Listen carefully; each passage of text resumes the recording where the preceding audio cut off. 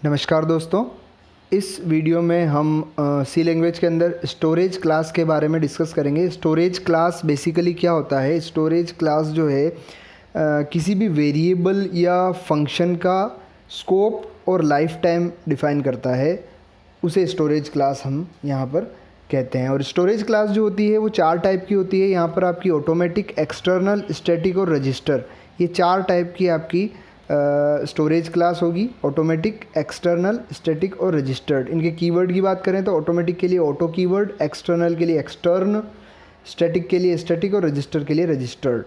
ठीक है, ये कीवर्ड हम यहाँ काम में लेते हैं। इनकी कुछ डिटेल हम देख लें इनसे रिलेटेड। जैसे सबसे पहले अपनी क्लास है ऑटोमेटिक क्लास। इसका स्कोप अगर हम बात करें तो इसका स्कोप लोकल होता है। लोकल यानी कि फंक्शन के अंदर, पूरे प्रोग्राम में नहीं होगा। तो लाइफ टाइम कहाँ होगी इसकी? ब्लॉक के अंदर। ब्लॉक या फंक्शन जो है उसके अंदर ये काम करेगा। ये कहाँ स्टोर होगा?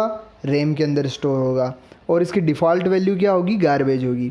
दूसरा जो है आपका एक्सटर्नल है, एक्सटर्नल स्टोरेज। एक्सटर्नल स्टोरेज की अगर हम बात करें तो इसका स्कोप ग्लोबल होता है। ग्लोबल का मतलब पूरे प्रोग्राम में होता है, तो इसकी life time till the end of program रहेगी। और इसका भी जो स्टोरेज प्लेस है वो रैम रहेगा, डिफ़ॉल्ट वैल्यू 0 रहेगी। स्टैटिक स्टोरेज क्लास की बात करें तो इसका स्कोप लोकल रहता है, यानी कि जो आपका फंक्शन है उसी में रहेगा। तो इसका life time with in block या फंक्शन टू फंक्शन, एक फंक्शन दूसरे फंक्शन के फंक्शन के अंदर ही ये रहेगा। इसका भी स्टोरेज प्लेस रैम रहेगा और डिफ़ॉल्ट वैल्यू 0 रहेगी। रजिस्टर की अगर हम बात करते हैं तो रजिस्टर का भी स्कोप जो है लोकल रहेगा। और लोकल है इसका मतलब ब्लॉक के अंदर है। और इसका जो, जैसा कि इसका नाम रजिस्टर है, तो इसका स्टोरेज प्लेस रजिस्टर हो जाएगा, डिफ़ॉल्ट वैल्यू गार्बेज हो जाएगी। तो ये हमने यहाँ पर जो हमारी चारों स्टोरेज क्लास हैं इनका कुछ डिटेल यहाँ पर हमने जो इम्पोर्टेंट फैक्ट थे उसके बारे में हमने यहाँ डिस्कस किया। अब एक एक करके हम इनको डिस्कस करते हैं। सबसे पहले ऑटोमेटिक सी स्टोरेज क्लास है। इसका जो आपका कीवर्ड है ऑटो है, इसको ऑटो वेरिएबल भी कहते हैं। ऑटोमेटिक स्टोरेज क्लास जो है ये सभी लोकल वेरिएबल के लिए डिफ़ॉल्ट क्लास है। ठीक है, इसको डिफ़ाइन कैसे करते हैं? जैसे ऑटो लगाया int x5, इस तरीके से हम इसे डिफ़ाइन करेंगे।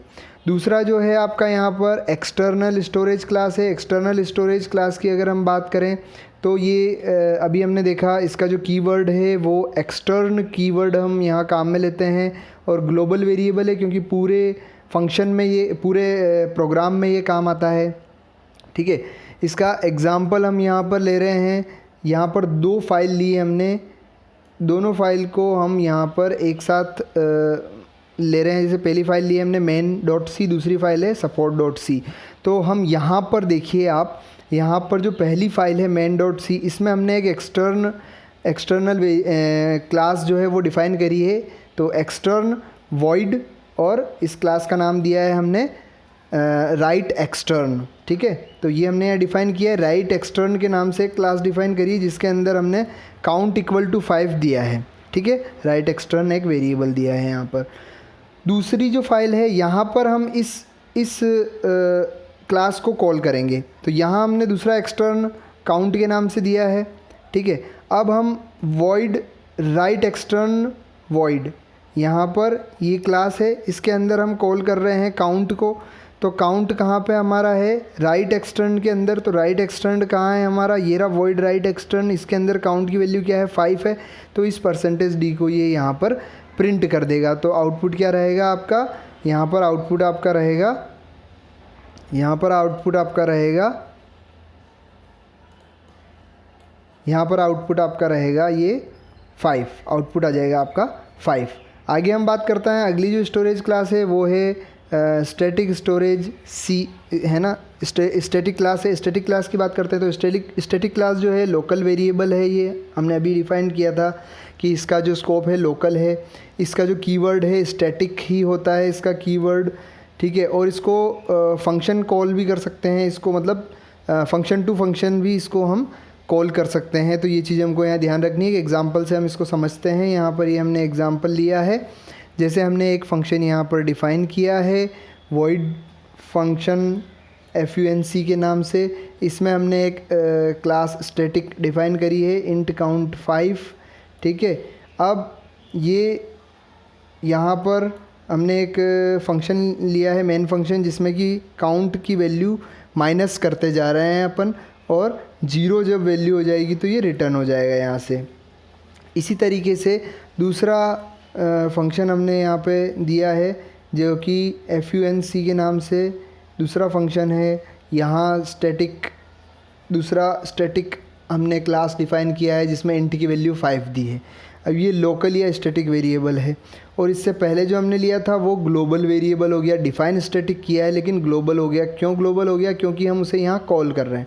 तो हम यहाँ जो इंट की वैल्यू है इसको भी हमने i++ कर दिया है। printf i इज़ %d, ठीक है, एंड काउंट इज़ %d, ठीक है। i और काउंट, ये आपका i है ना, और ये आपका काउंट है। इंट i हमने यहाँ पर थोड़ा सा लिखा नहीं है, इंट i है ये, i = 5, ठीक है। तो i की वैल्यू यहाँ देखो 5 है, प्लस हो गया यानी कि वैल्यू 6 हो जाएगी। और यहाँ पर आपकी क्या थी वैल्यू? यहाँ आपकी काउंट की वैल्यू 5 थी, माइनस तो 4 हो जाएगी। तो आउटपुट क्या रहेगा आपका यहाँ पर? 6 और 4। इसी तरीके से अगली बार चलेगा ये तो वैल्यू क्या हो जाएगी? 7 हो जाएगी और इसकी 3 हो जाएगी काउंट की।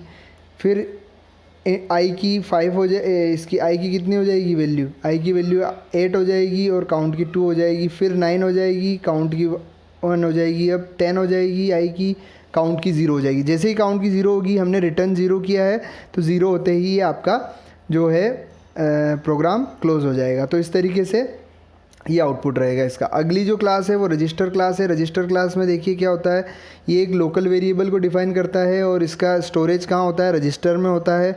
अब ये रजिस्टर में होता है तो ये फास्टेस्ट वेरिएबल यहाँ पे होगा। इसको डिफ़ाइन कैसे करेंगे? रजिस्टर लिखा, इंट और y = 20, इस तरीके से डिफ़ाइन कर दिया। तो यहाँ पर जो y है, y क्या है? रजिस्टर वेरिएबल है। तो इस तरीके से ये क्लास वेरिएबल चारों टाइप के हमने यहाँ पर डिस्कस किए। Thank you.